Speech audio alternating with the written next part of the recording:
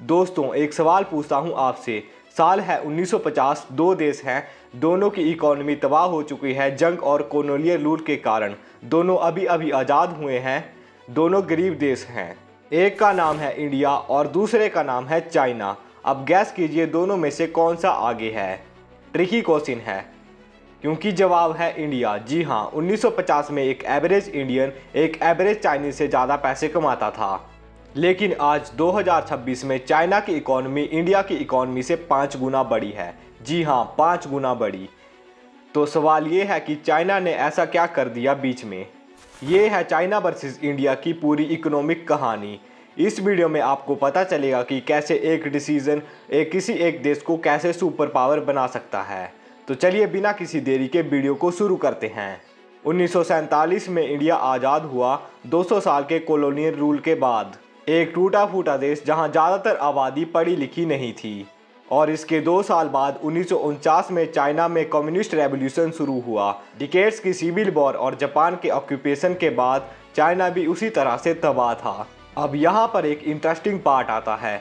Economist एंग्यूस medicine ने दोनों देशों की पर कैपिटा इनकम पर रिसर्च की लगभग 1950 के आसपास, और डेटा बताता है कि इंडिया चाइना से लगभग 20 से 40% आगे था। सरप्राइजिंग है ना। हम सोचते हैं कि चाइना पहले से ही हमसे आगे है, लेकिन ऐसा बिल्कुल नहीं है। इंडिया ने डेमोक्रेसी चूज़ की मिक्स्ड इकोनॉमी के साथ। चाइना ने एक पार्टी कम्युनिस्ट सिस्टम चूज़ किया, कलेक्टिव फार्मिंग और स्टेट रूल के साथ। गोल दोनों देशों का सेम था, पॉवर्टी से बाहर निकलना और इंडस्ट्रीज लगाना।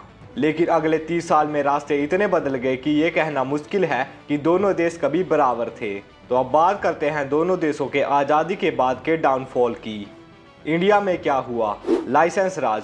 फैक्ट्री लगानी है तो परमिट लो, प्राइस इंक्रीज करने हैं तो परमिशन लो।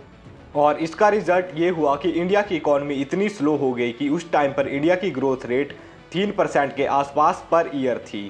एंटरप्रेन्योर फ्रस्ट्रेट थे और इनोवेशन रुक गई थी। लेकिन चाइना में जो हुआ वो और भी ज़्यादा खराब था। 1958 में माओ ने लॉन्च किया ग्रेट लीप फॉरवर्ड। पूरे देश को फोर्स किया गया कलेक्टिव फार्मिंग और बैकयार्ड स्टील प्रोडक्शन के लिए।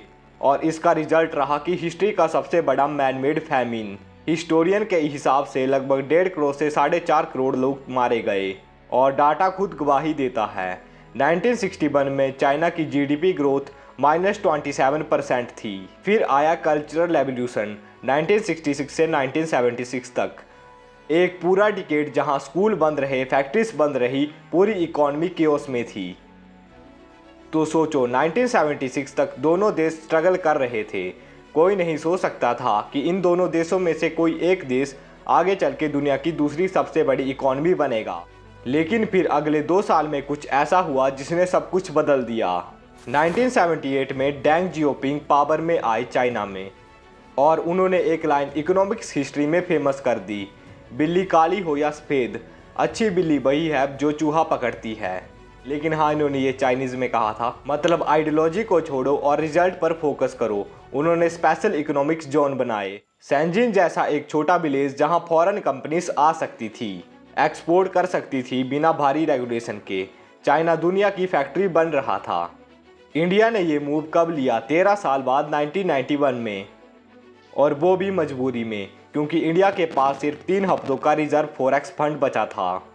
तब नरसिम्हा राव और मनमोहन सिंह ने रिफॉर्म्स लाए, लाइसेंस राज को तोड़ा और फॉरेन इन्वेस्टिंग को अलाउ किया इंडिया में।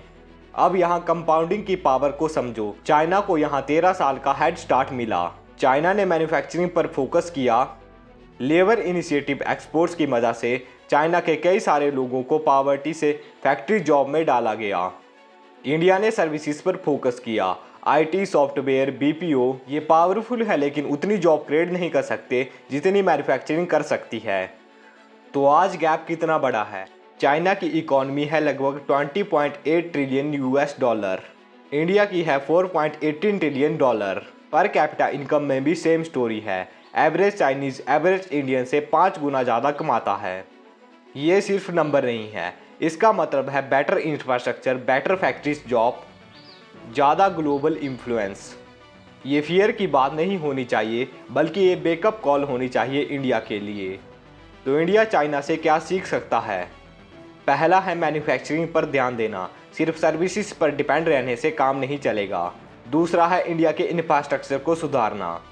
तीसरा है कंसिस्टेंट प्रेडिक्टेबल पॉलिसी देना ताकि बिजनेसेस कॉन्फिडेंस के साथ इन्वेस्ट कर सके इंडिया में।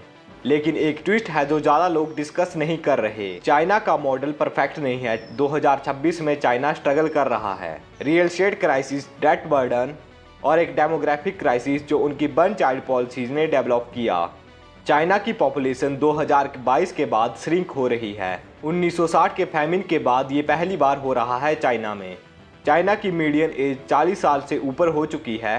ग्लोबल कंपनीज अपनी फैक्ट्रीज चाइना से निकालकर साउथ ईस्ट एशिया और इंडिया में शिफ्ट कर रही हैं। इसको बोलते हैं चाइना प्लस वन स्ट्रैटेजी। और इधर इंडिया की पॉपुलेशन चाइना की पॉपुलेशन को क्रॉस कर चुकी है, वो भी यंग पॉपुलेशन।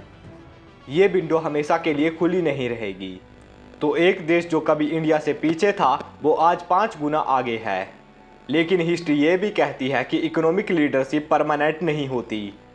चाइना ने अपना मूवमेंट 1978 में पकड़ा, लेकिन सवाल ये है कि क्या इंडिया 2026 में अपना मूवमेंट पकड़ पाएगा या नहीं। तो इस वीडियो को यहीं पर एंड करते हैं। तो अगर आपको ये वीडियो अच्छी लगी तो वीडियो को लाइक कर देना और चैनल को भी सब्सक्राइब कर देना। मिलते हैं अगली वीडियो में, तब तक के लिए बाय बाय।